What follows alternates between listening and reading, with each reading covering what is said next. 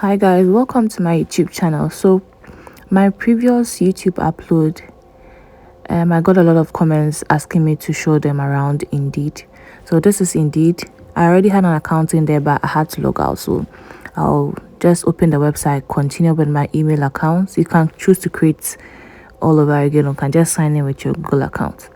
So Indeed is structured that you can just search for anything you want on there, like can tailor your search.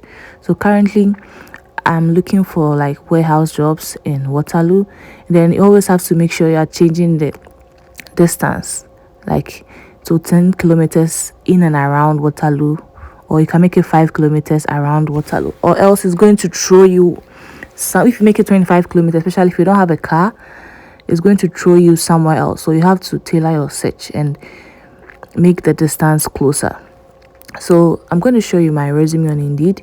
I don't do my resume from scratch because I fill it in Indeed, download it, and then print it out. So Indeed structure my resume for me with the way I fill it. So I don't do everything from scratch.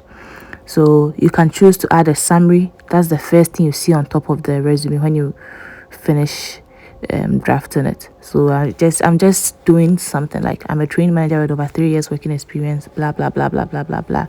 I'm just showing you guys how to do it. I'm going to delete that after. So before, my resume used to be like 4 pages. You guys will see it at the end of the video. And then my friend of mine told me that no, a resume shouldn't be that bulky. So I deleted most of that from Indeed and re-downloaded it again. So now I just have 2 pages. So I've deleted the summary. They are all irrelevant. Like the most important thing is the work experience. That's what people are looking for. So this is how I do a resume online. Like I'm adding a new job. As you can see, I've added the Starbucks job, which I started this month. So you can put in your city or your province or wherever you are working. Just add your start. Currently working here, so I just did it. I just take there. I'm currently working here, and then I'll add a job descriptions. This is just something I'm using to show you guys how it's done. You can always add, you can always remove. It's not difficult. So when you're applying for a job and it states there that they need someone with this experience, just have to go back to your resume, edit it, make it suited, stuff like that. And then after you send it to them, so me, what I do is once I'm looking for a particular type of maybe warehouse, I will structure my CV, go to my resume, redo it to fit all the warehouse jobs, and then submit as many applications as I can for warehouse jobs. And if I'm looking for a line cook, I will then go back to my resume, change it again to fit a line cook, and then submit it again. As you can see, I have a pharmacy assistant at Queen's Pharmacy. I use that to have my resume. It has a lot of stuff, like it has a lot of experiences all over the place. I think that is how you should do your resume. I have sales, I have manager, I've done them as well. Like they are all real. So I have server. I wasn't really a server, but I know how to serve. I have my license. So it has everything. So if I'm applying for a job, anywhere I apply, I have experience there. So you can diversify your resume if you don't want to be changing it all the time, So after that, I download it, print it out. I have a lot of things on my CV. So as I was saying, you can always change your resume, apply to all those jobs in that side. Like if it's warehouse, draft your resume to fit warehouse, apply to all warehouse jobs as you can, and then you change your resume again, change it to customer service, apply to all customer service jobs. You should have experience, you should learn, you should be ready to learn. Like once you do that, when you go for an interview, you should be able to pass, because whatever it is, you go for an interview. So you should be ready to learn, ready to know what the job descriptions you've put in your resume says, and so that if you go for an interview, you can be able to kill it. So don't just do it anyhow and just sit. I used to do that and I wasn't passing my interviews, but now I learn about the company before I go. So I change the search to Calgary, and then I put customer service, and then I'm making it remote. Like you can always change it at the top pane of the Indeed website. You can change it to remote. You can even change the pay, like the pay category. All these are job categories.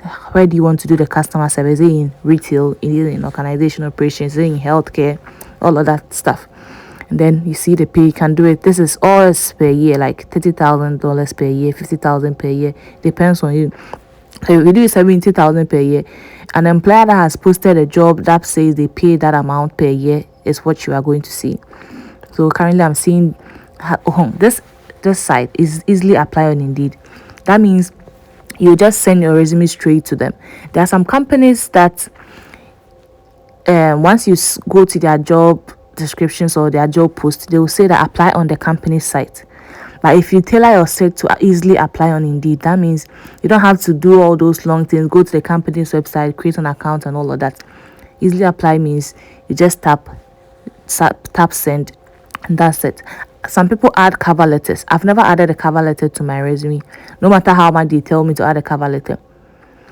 But if you want to have a concrete job application, if the job description, if it says add a cover letter, I think you should add a cover letter.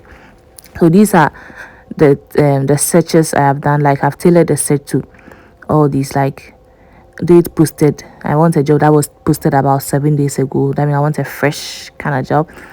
Sales, and these are the ones that came for me, just two of them, because I put them, I think I made the money 70,000 a year, and for customer service you should be a professional to be able to get that amount. So I changed my state to Line Cook. Then I'm going to change the city and province. So I think I chose New Brunswick. So all jobs in New Brunswick are going to pop up, 15 per hour, 16 per hour. I easily apply. So what they easily apply means you see there's one urgently hiring. So with this, you tailor your resume to fit the job descriptions. How do I keep saying descriptions? The job descriptions. So urgently hiring. You can even search urgently hiring Line Cook jobs. And Indeed is simple. So with this, I'll just tap send. If I send my resume right now, I'll get messages from some of these people because I have Line Cook experience.